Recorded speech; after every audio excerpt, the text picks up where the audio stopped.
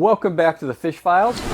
This episode, we're going to catch ourselves some knife fish. Last night, the guys put away and gals put away two shipments, one small one from Africa, and I think I said in the previous episode when we talked about the African Goliath tigerfish.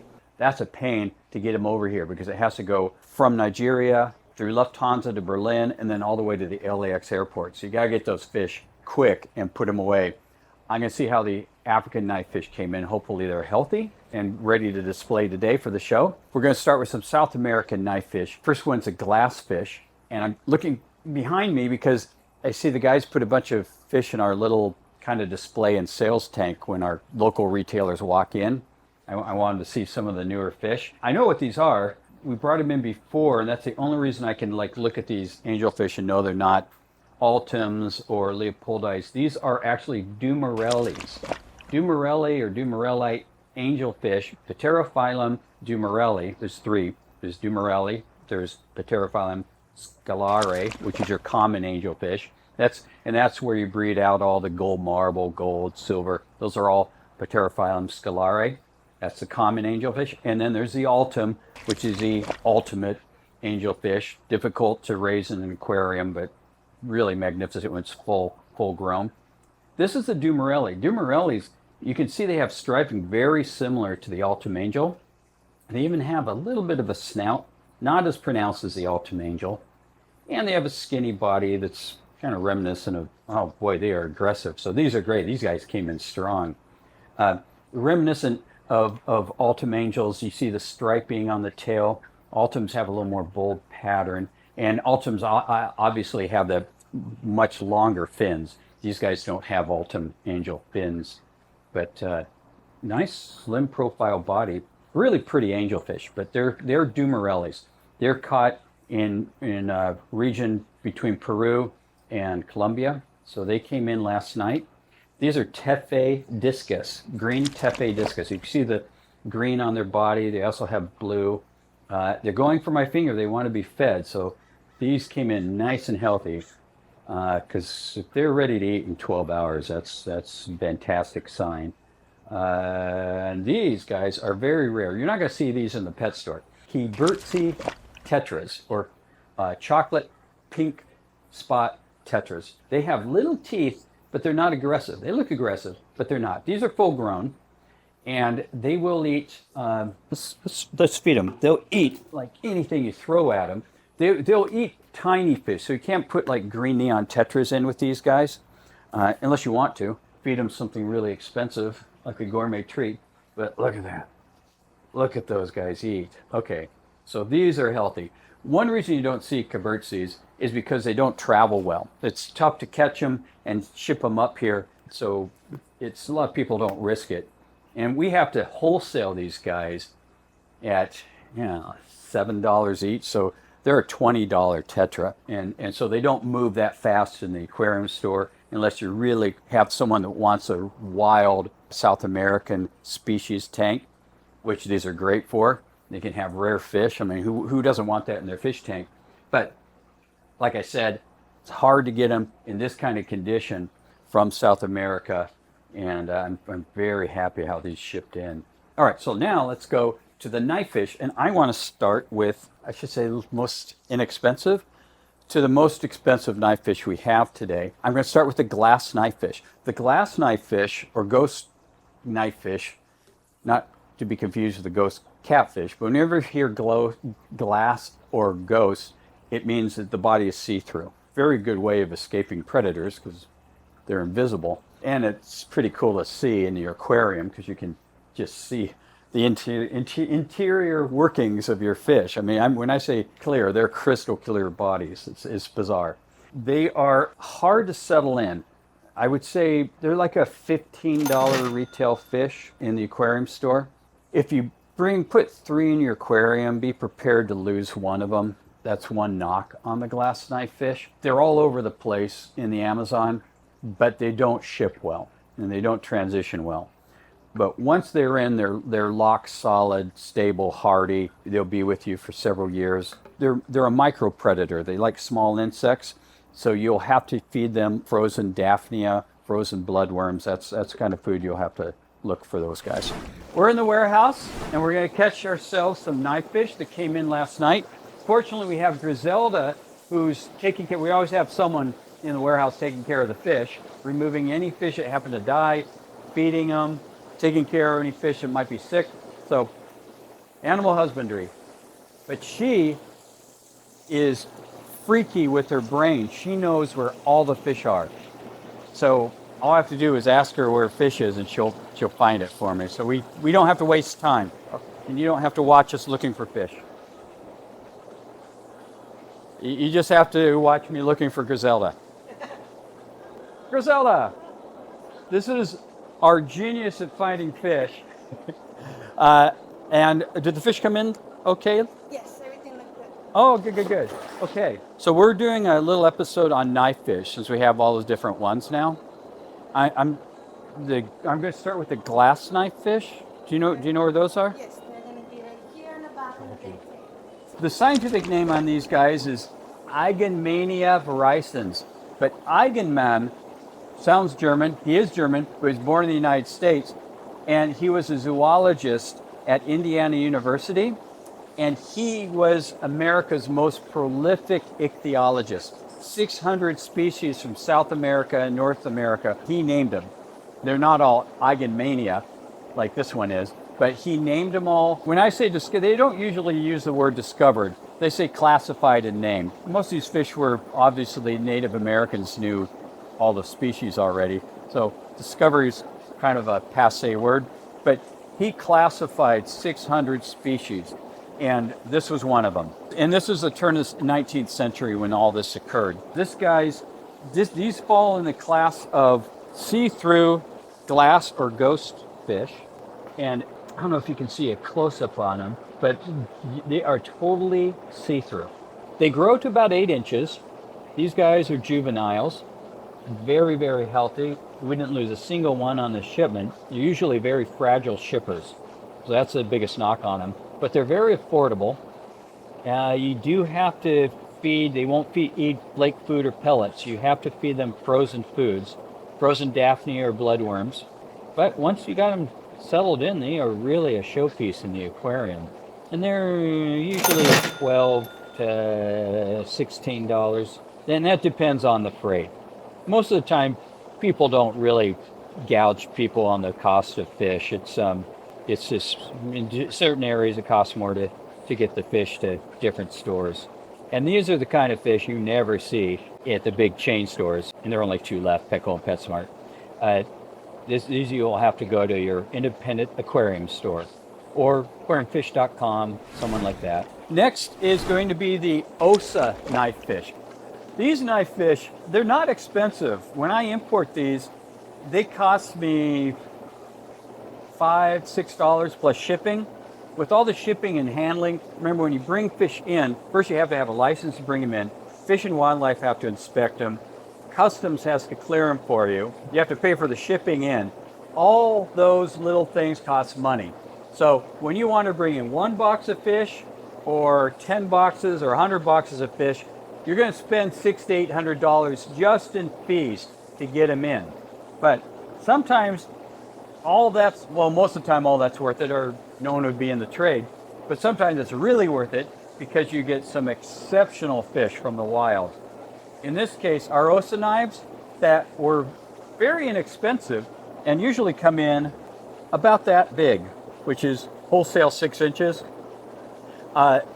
These guys came in monsters. Look at that. Look at these guys.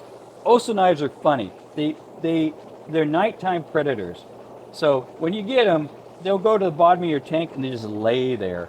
And you'll think, oh my God, he's sick. They're just sleeping around there. But at night, they swim around like crazy, shooting off their little, they use electrocution to find their prey. They eat small insects. So you have to feed these guys Daphnia, frozen bloodworms. They won't eat flake or pellets. You know, knifefish is actually a pretty big family. Even the electric eels are not an eel, they're a knifefish. And if you look at an electric eel closely, I don't have any today, just like these other knifefish, they have a little fin that goes all along their body that they use to propel themselves. And I'm looking for, I just got in, I was making sure they're all clean, and I don't see anything wrong with their bodies. And they were packed. Look how well these guys packed them. This is a nice family, Umberto Zeo. They keep the fish in this little town called Villa Vicencia, and then they cart them up when you make an order. They cart them up by truck up to the Bogota airport and ship them out from Bogota.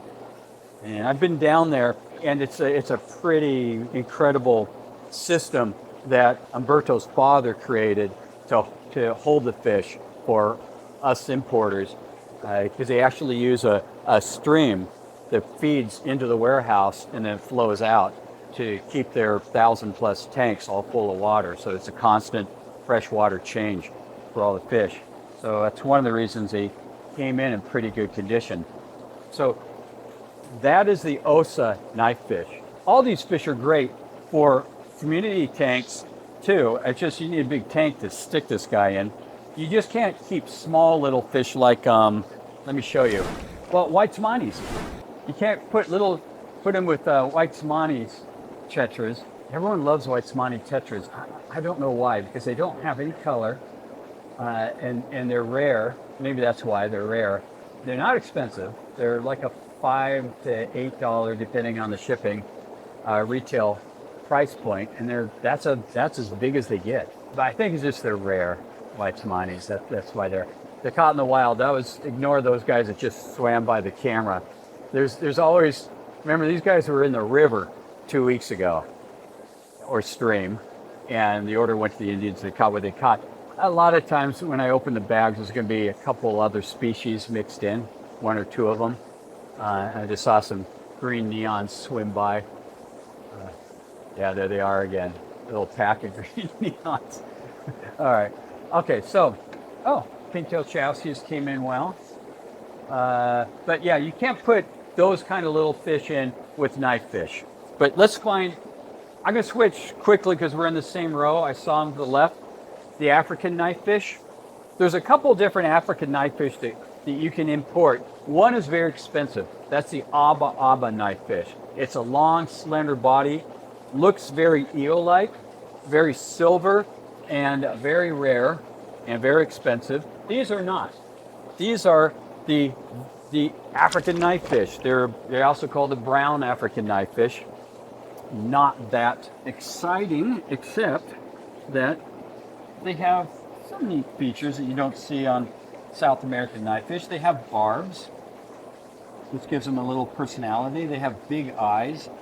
They have a very, if he settles down, very expressive face. And like all knifefish, they use elocution to find their prey, and you're going to have to feed them small prey or frozen foods.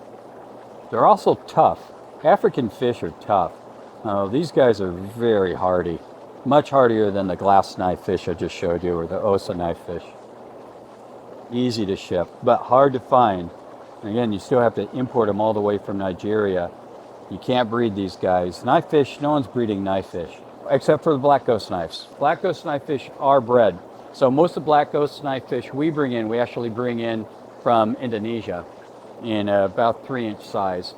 And we had black ghost knives on the show before. We were talking about like South American fish tanks. So if we go by the black ghost knives, I'll just quickly show them to you. But we've gone into those guys. But that's the African knifefish. You will find that in some stores, but they're rare, not because they're expensive, and they're also easy to ship, but they're rare because a lot of people don't bring in wild fish from Africa anymore. It's a hard destination.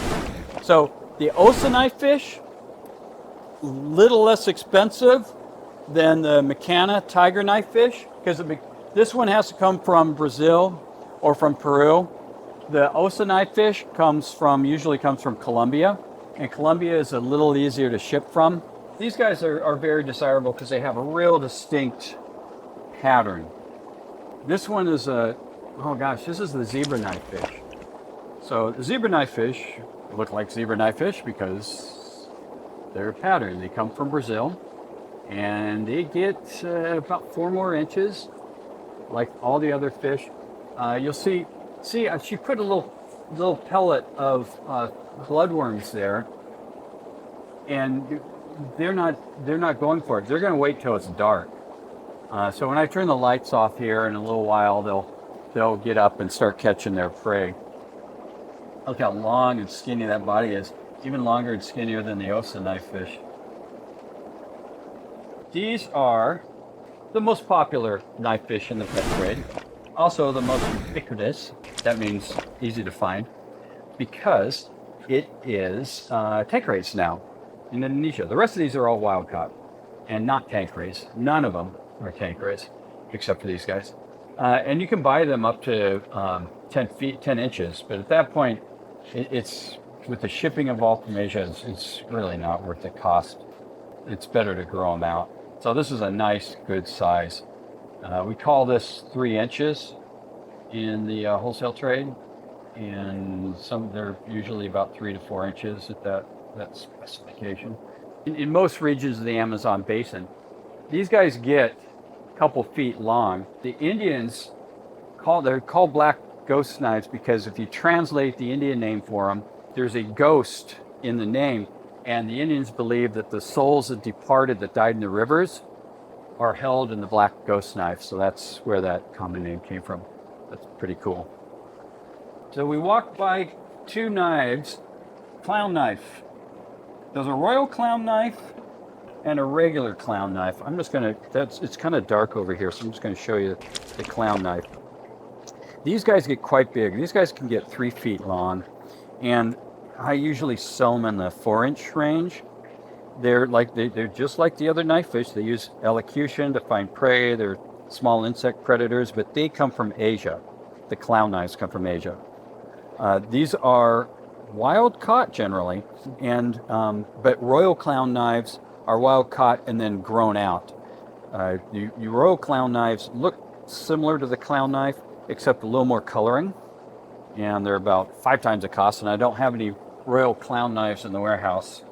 But those are the 2 royal clown knives and clown knives. Those are the 2 knifefish that we generally find in the trade, in the hobby, from Asia. So I just happen to have those, but these are cool.